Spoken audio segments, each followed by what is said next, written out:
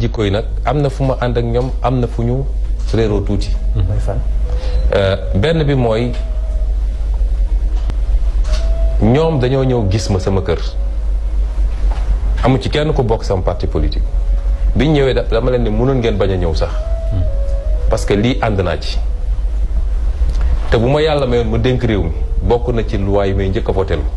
ñu criminalisé. ma yàlla dénkoon réew mi bokk na ci loi yi may njëkk a voté. gars yi balaa ñu avancé dégg leen baax a baax li mu wax nee na su ko yàlla defoon mu nekk président bokk na si loi yi nga xamante ni moom lay njëkk a voté loi yi nga xamante ni moom lay njëkk a voté ma laaj leen est-ce que bañ faloo ba léegi dafa am benn loi bu ñu voté wala voté wuñ dara damay laajte rek est-ce que bañ faloo ba léegi am na benn loi bu ñu voté wala voté wuñ si et je vous dis une chose loi bu ñu koy voté fan lay jaar Assemblée nationale lay jaar te foofu pour l'instant ñoom amuñ fa majorité même su fa loi jàlloon su neexul ñeneen député yi waa nu muy def mën nañ ko bloqué te même ki nga xamante moo di Mame Mactar Gueye ba Jamra wax na bu baax que ñoom defoon nañ proposé loi foofu ñu boycotté leen. On avait subi un camouflet de la part de la mafia APR Benno Bokk Yaakaar qui ont bloqué notre proposition de loi portant criminalisation de l'homosexualité mu metti ñu lool ba ñu dem fii place Obélisque def benn meeting bu mag alerter peuple sénégalais. Donc pour que loi mën a jàll il va falloir que au moins nga am majorité à l'Assemblée nationale donc loolu déjà c'est quelque chose ñu continuer nga xool parce que dootuñu nangu benn diversion fii ñooy teg. te ñiy wax argument ne waruñu koo wote parce que àtte bi yàlla wax mooy nañu rey. mais su doon loolu kay même assassinat nañ ko génne ci code pénal parce que yàlla dafa ne ku rey nañ ko rey. te tey génne nañ peine de mort yàlla dafa ne ku sàcc nañu dagg loxo bi te loolu amul Sénégal dafa am loo xam dañ koy jël pour dissuader ak mesure préventive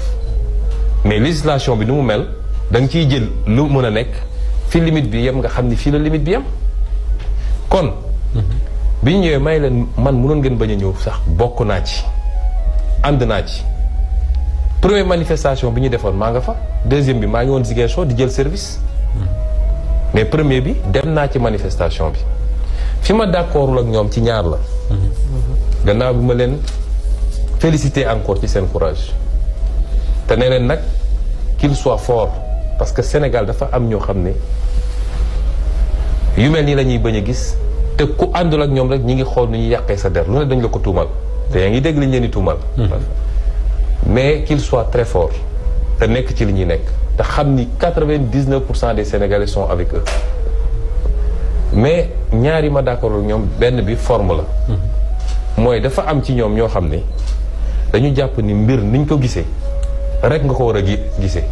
boo leen ne ah d'accord nañ à 80% waaye am na 20% bu ma ne d'accord ma rek ñu commencé wax loolu nañ ko travailler parce que du noonu la ñuy doxale yonente bi sax da daan toog laaj avis mu am ku ne d'accord ma ak ni loolu mooy àdduna ñaareel bi mooy biñ ñëwee wax ak man dama leen ne gannaaw ma leen ne ànd naa ci ba pare dama bëgg ñu ngeen xool loi bi ngeen koy bindee man mii sax pare naa pour bokk ci ñiy bind loi bi parce que loi dafa am lu ñu koy bindee dafa am lu ñuy wax ci droit légistique l'art d'écrire les lois une loi mal écrite est source d'insécurité juridique te li moo gën a garaaw di nga doon dàq yàlla ci boppam moo ñu dàq bind loi bi mu génnee loi wax ci njaalo yonent bi dafa ñëw wax ci xaddis naka la da xam-xam bi dañ ne lii mënul ne parce que boobu mi ngi sàmm ak ko jàmbur bañ ku génn gis Momar Jong taxaw ak benn soxna fii rek mu ne ah Momar Jong da doon njaalo moo tax mu ne na ko ñeenti nit gis te nañ ko gis jaxaratan te bu ñu yégoo du Mansour a ñëw gis dem wooy Ndey Marème mu daw wooyu kële déedéet moo tax ñu ne loolu c'est techniquement impossible ma ne kon nañ ko encadrer ba bu mu créer insécurité juridique bu nit dem di luññatu néegu jàmbur génn ne ñii ñi ngi doon def lii bu nit gis ku romb xaw a damm loxo rek ñu ne wooy góor jigéen baa ngi ni problème am muy première partie bi donc dafa am loo xam ne ci acte bi la ci boppam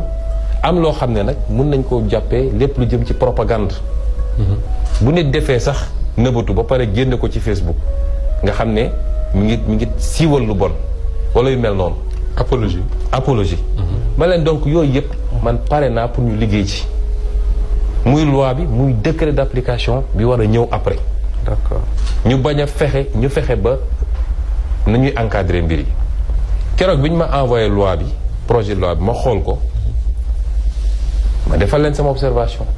ne leen signé naa mais sous réserve que ñu liggéeyaat ci loi bi. dégg ngeen li wax bu baax a baax nee na moom signé na mais c'est sous réserve pour ñu xoolal bu baax a baax loi boobu ñu xam te moom lañ ko jox.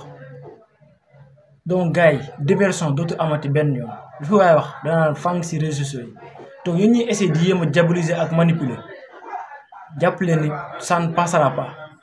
ñu xooli vidéo te ko. parce que ni ma ko gisee dese na maa doy loolu am naa sañ-sañu wax ko. bien sûr. parce que nag duma koo xam ne dañ lay yóbbaale rek. am naa sama xalaat am na lu ma jàng tuuti nag. ba tax su may dugg ci dara it du ma ñëw rek topp ci noonu. kon loolu rek la du leneen. kon gars yi yéen gisandoo vidéo baax a baax loolu moo nekkoon li nga xamante ni moom laa indi parce que c'est une conférence de presse su waa Jamra ñu def benn extrait wane vidéo bi mais dafa am benn instant ñu dagg ko moo tax ma dem wëri vidéo bi réellement pour wan leen ko ngeen xool ko kon loolu moo nekkoon vidéo bi tey di wax que ni je suis pas là pour critiquer personne mais je suis là pour aussi wax li nga xamante ni mooy sama xalaat merci beaucoup les amis.